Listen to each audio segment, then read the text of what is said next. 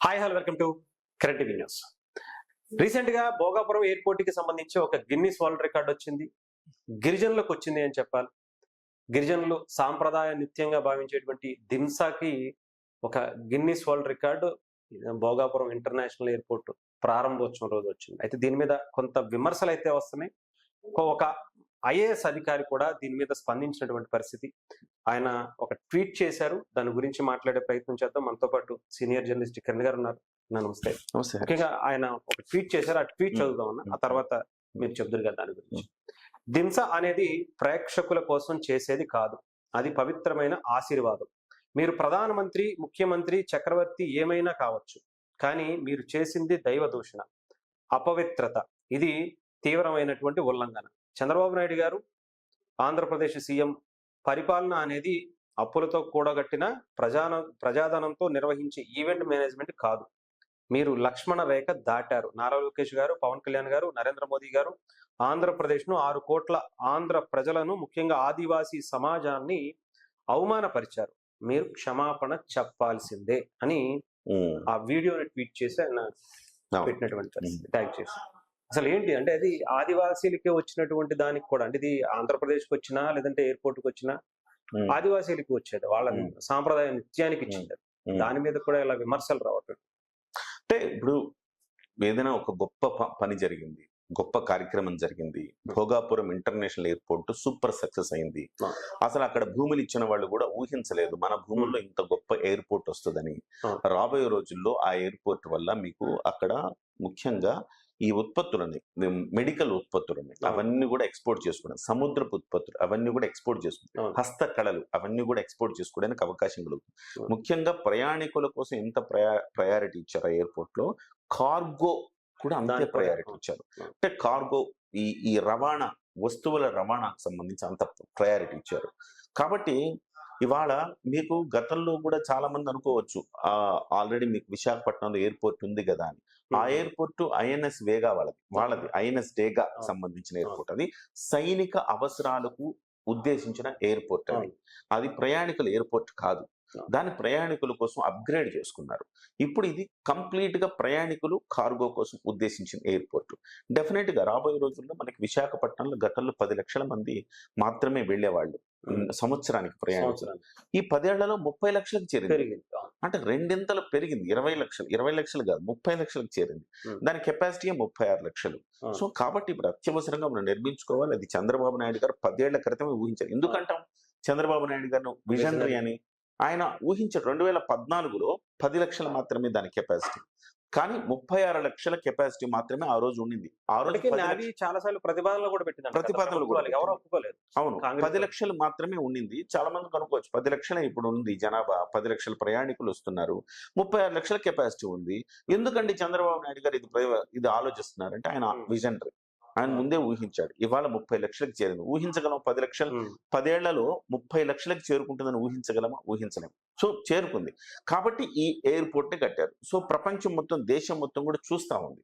So ఈ airport చాలా ఒక ఫేమస్ అయింది. భోగాపురం ఎయిర్పోర్ట్ అంట విశాఖపట్నంలో పెట్టారంట, ఆంధ్రప్రదేశ్ అంట మారుమోగిపోతా ఉంది. అదే సమయంలో థింసా నృత్యం ఒక రికార్డు, గిన్నిస్ రికార్డ్ ఈవెంట్, 13,000 మందితో ఒకే రీతిన ఒక నృత్యాన్ని చేయించడం ఒక గిన్నిస్ రికార్డు.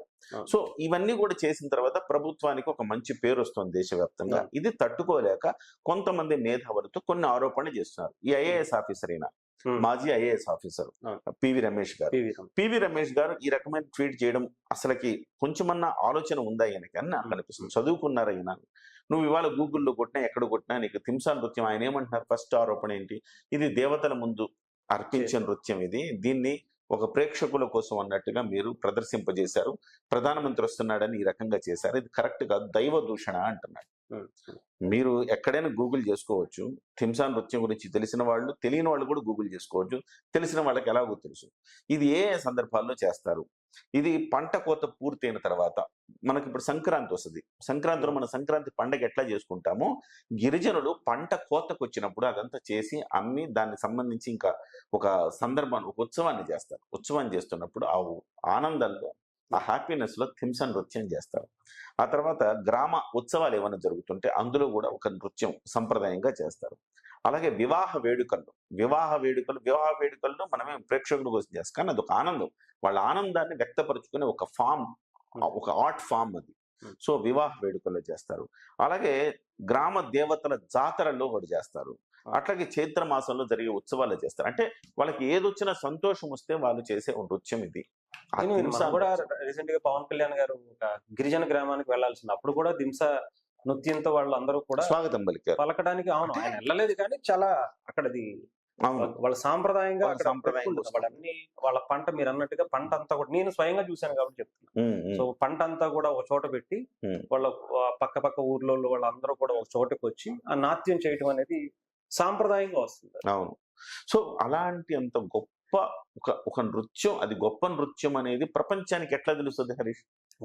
ఈయన అంటున్నాడు, ఎంత మీరు ఈవెంట్ మేనేజర్ అప్పులు చేసిన రాష్ట్రంలో మీరు ఈవెంట్లు చేస్తున్నారు ప్రజాధనంతో అని కూడా ఇంకొక ఆరోపణ. ఈయన ఒక్కడి గురించి కాదు మనం చెప్తున్నది. అప్పులు చేసి ఎగ్ బఫుల్ తినచ్చా? కదక్క, కరెక్టే. సో ఈయనొక్కడి గురించి కాదు మనం అంటున్నది. మనం ఓవరాల్ గా మనం దీని మీద ఎవరైతే ఆరోపణలు చేస్తున్నారో, చంద్రబాబు నాయుడు గారి గురించి కావచ్చు, పవన్ కళ్యాణ్ గారి గురించి కావచ్చు, లోకేష్ గారి గురించి ఆరోపణలు చేసే వాళ్ళ గురించి చెప్తున్నాను నేను. సో ఇవాళ థింసా అంటే చాలా మందికి తెలియదు హరీష్. ఇవాళ అంటే నేను 2-3 మాట్లాడినప్పుడు ఏంటది ఏమనాలా దాన్ని అంటే థింసా నృత్యం, అదొక సంప్రదాయ గిరిజన నృత్యం. చాలా మంది తెలియాలని రూల్ కూడా లేదు హరీష్. నేను అంటున్నా తెలియాలని రూల్ కూడా ఏం లేదు, ఎందుకంటే మనకు తెలియదు కదా. మనం ఇప్పుడు నాకు నెల్లూరు, నాకు విశాఖపట్నంలో ఆ గిరిజన గ్రామాల్లో ఆడే నృత్యం థింసా అని నాకు ఎట్లా తెలుస్తుంది? నేను జర్నలిస్ట్ కాబట్టి తెలుసు, సాధారణంగా మనకు తెలుస్తుందా? మా కజిన్స్ తెలుసు? తెలియదు ఎవరికి. కానీ ఇప్పుడు అందరికి తెలిసింది. ఓహో థింసా అంట, వెరైటీగా ప్రపంచానికి తెలిసింది. ఇప్పుడు మీరేమో గుజరాత్ నుంచి వస్తే దసరా ఇప్పుడు ఏం చేస్తారు అది నృత్యం, అది దాండియా నృత్యం చేస్తే మీరు అందరూ వెళ్ళి డాన్స్లు వేస్తారా? ఉత్సవాలుగా చేస్తారు దాండియా నృత్యం. తెలుగు వాళ్ళు కూడా వెళ్ళి చేస్తారు, మనకేం సంబంధం? కానీ అదొక వాళ్ళ ఆర్ట్ ఫామ్ అది, అంతే. వాళ్ళు దసరా ఉత్సవాలప్పుడు వాళ్ళు 10 రోజుల పాటు దాండియా నృత్యం చేస్తారు, అదొక ఆర్ట్ ఫామ్. చాలా బాగుంది అన్నాం. మరి మా థింసా మాత్రం తక్కువ? గిరిజనులు చేస్తే అది చిన్నతనం, అది ఈవెంట్ అంటారా? దాండియా లాంటివి అయితే మీరు ఈవెంట్లు పెట్టి చేస్తే దాన్ని ఎంజాయ్ చేస్తారు. థింసా ఈవెంట్లు చేస్తారు కదా. థింసా వచ్చేటప్పటికి కేవలం అది దేవుడి ముందే ఆడాలి, ఇంకోటి ఎన్ని రెస్ట్రిక్షన్స్ పెడతారా? చాలా చాలా తప్పది. సో ఎవరైతే అనుమానాలు వస్తున్నాయో వాళ్ళకి కూడా చెప్తున్నా, దాండియా వాళ్ళకి ఎంత ఫేమస్, దేశవ్యాప్తంగా ఎట్లా ఫేమస్ చేశారో ఇవాళ థింసాను కూడా దేశవ్యాప్తంగా ఫేమస్ చేస్తాం. అది మన సంస్కృతి, మన తెలుగు వాళ్ళ సంస్కృతి, మన సోదరుల సంస్కృతి. అంటే ఒక కిరణ్కి ఒక హరీష్కి సంబంధం లేకపోవచ్చు, కానీ గిరిజనులు మన సోదరులే కదా. మన సోదరులకు సంబంధించిన సంస్కృతిని, అంత గొప్ప సంస్కృతి మన గిన్నిస్ రికార్డుకి ఎక్కిస్తే అది ఎంత ప్రైడ్ మనకి. దాన్ని ఎందుకు చిన్నతనంగా చూస్తారు, ఎందుకు తప్పుగా చూస్తారు? డెఫినెట్ గా అది కరెక్ట్ కాదు. సో ఇలాంటి మేధావులు స్పందించడం కరెక్ట్ కాదంటే, ఏదో తెలియని ఎడ్డోడు ఏదో వైసీపీ వాడు ఎవడైనా మాట్లాడితే ఒక అర్థం ఉంది, కానీ ఇంత చదువుకున్న ఐఏఎస్ ఆఫీసర్ కదా ఆయన. ఒక్కసారి గూగుల్ చేస్తే నీకు ఎన్ని తెగల వాళ్ళు నృత్యం చేస్తారు, సో ఎందుకు నృత్యం చేస్తారు, ఏ సందర్భంలో నృత్యం చేస్తారు, దీని యొక్క డెప్త్ ఏంటి అనేది మీకు తెలుస్తుంది కదా. తెలియకుండా అట్లా ట్వీట్ చేయడం ఏంటి? సో కాబట్టి దీన్ని అందరూ అర్థం చేసుకోవాల్సింది ఏంటంటే, థింసా అనే దానికి ఒక గొప్ప ప్రాచుర్యం కల్పించడంలో ఆంధ్రప్రదేశ్ ప్రభుత్వం ఇవాళ గొప్ప పని చేసింది అని చెప్పాలి. సో ఎయిర్పోర్ట్ లో కూడా ఈ రకంగా ప్రధానమంత్రి నరేంద్ర మోదీకి కూడా తెలియజేసేలా చేయడం అనేది ఒక గొప్ప కార్యక్రమం. మనకి మన రాష్ట్రంలోనే తెలిసి కొంతవరకు తెలిసింది, ఇప్పుడు ప్రధాని మంత్రి నరేంద్ర మోదీ గారికి కూడా తెలిసేలా, ఆ తర్వాత ప్రపంచానికి తెలిసేలా ఖచ్చితంగా. సో మంచి కార్యక్రమం. అలాంటి దాన్ని కూడా ఇలా రాజకీయం అంటే ఇంకా ఒక అలవాటు అయిపోయింది. ఏది పట్టుకున్నా ఇంకా కోడిగుడ్డు మీద ఏకలు పీకే పరిస్థితి వచ్చేసింది ఆంధ్రప్రదేశ్ లో. Thank you.